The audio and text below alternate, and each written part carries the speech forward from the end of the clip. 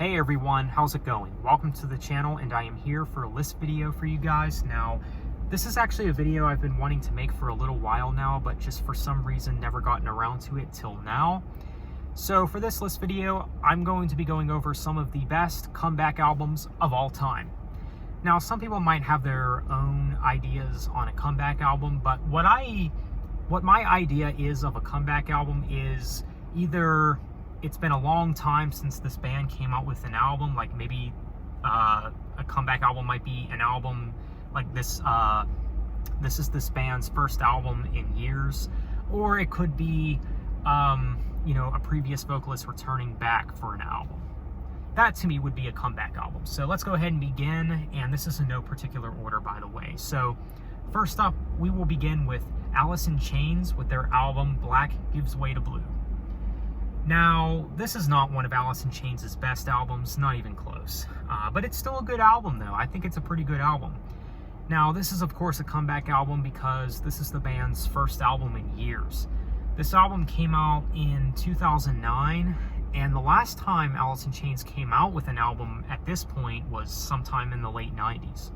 So at this point, it's been a long while since Alice in Chains came out with an album. And of course, rest in peace to Lane Staley.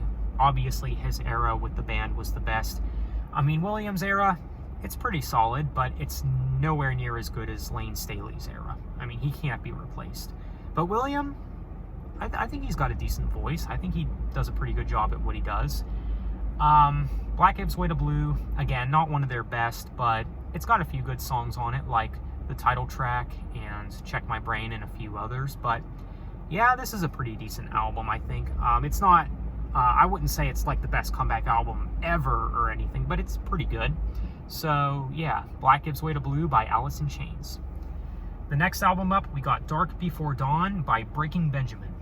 Now, I'm sure some of you will be very happy to see this one on the list, since I know that Breaking Benjamin's fans could be very biased and take this band really seriously sometimes. And I personally don't understand why, because I think Breaking Benjamin is kind of an overhyped band.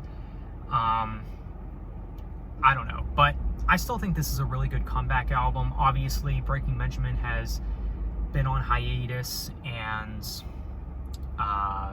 it's been a long while. You know, obviously, the last time Breaking Benjamin came out with an album at this point was 2009, and then they came back with Dark Before Dawn in 2015. And I do think that Breaking Benjamin is one of the best modern hard rock bands, and Dark Before Dawn, like with Black Gives Way to Blue, it's not one of their best, but it's still a good album, though, for what it is. I mean, I really don't think Breaking Benjamin has ever really released a bad album, per se. Now, We Are Not Alone, I do think is their weakest overall, but even that one's kind of decent. But Dark Before Dawn, I mean, I remember being very excited to hear Breaking Benjamin coming back and making a new album and all this and that. So, yeah, definitely a really good comeback. I don't think it's the best comeback album of all time or anything. Like, it's not like the most epic comeback for any bands, like maybe like a lot of people would say. But it's definitely an album that's worth pointing out, and definitely an album worth being on this list. So, Breaking Benjamin with their album Dark Before Dawn. Now, the next album up, we got Brave New World by Iron Maiden. Now, this one is definitely a comeback. Now, some people might say, wait, that's not really a comeback. You know, it's not like Iron Maiden has ever really been on hiatus. You are correct, but this is the first album with Bruce back on vocals, their primary vocalist, and wow, did they really make a comeback with this album. I think Brave New World is easily the best of their modern material, for sure. So, yeah, I really dig the album Brave New World. I think it's one of Maiden's most underrated albums. So, yeah, I dig the album overall, and it's definitely got to have a place on this list. Really good comeback album, and it's just good to have Bruce back. I mean, yeah, Brave New World by Iron Maiden had to make the list. So next up, we got As I Lay Dying with their album Shaped by Fire.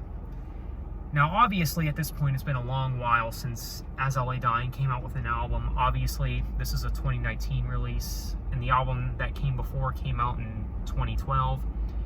So, yeah, I mean, obviously, due to the situation with Tim, you know, Tim He's been a bad boy, let's just say that. But it seems like he's been getting his crap together.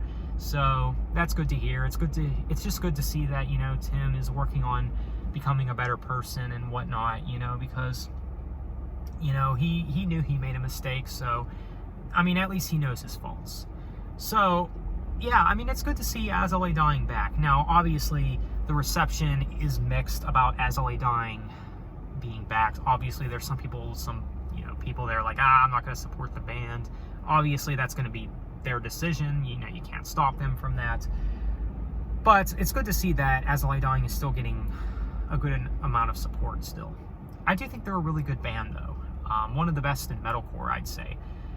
And I do think that Shaped by Fire is As I Lay Dying's best album since An Ocean Between Us. I do think that it's one of their best, honestly. So Shaped by Fire by As I Lay Dying, it's got to be on this list. Really good comeback for As I Lay Dying. So the last album on this list that I do have to mention is Fear Inoculum by Tool. This one is the obvious one. I think most people can agree with this one. I mean, if you're going to make a list of comeback albums, how can you not have Fear Inoculum on your list? I mean, you have to be insane to not put this album, not to put this album on your list. I mean, this is an obvious one. It's obviously been years since the last time Tool came out with an album. Fear Inoculum is obviously a 2019 release, and the last time Tool came out with an album was in 2006. And Tool, I know, can be a very hit or miss band for some people, but I think they're one of those bands that you do got to go into with a good mindset. I know a common complaint with Tool is, they're too boring, you know, where's the energy? There's nothing unique about them, but it really is about the mindset. You know, you really got to go into them with a good mindset. I think they're a really good band, though. Overrated, maybe, but I do think they're a really great band, though. And Fear Inoculum, I think it's a great album. Sure, it's not one of their best. It's not as good as, you know, some of their early works, but I do think it's a really solid album still. Obviously, 13-year gap in between albums, so yeah.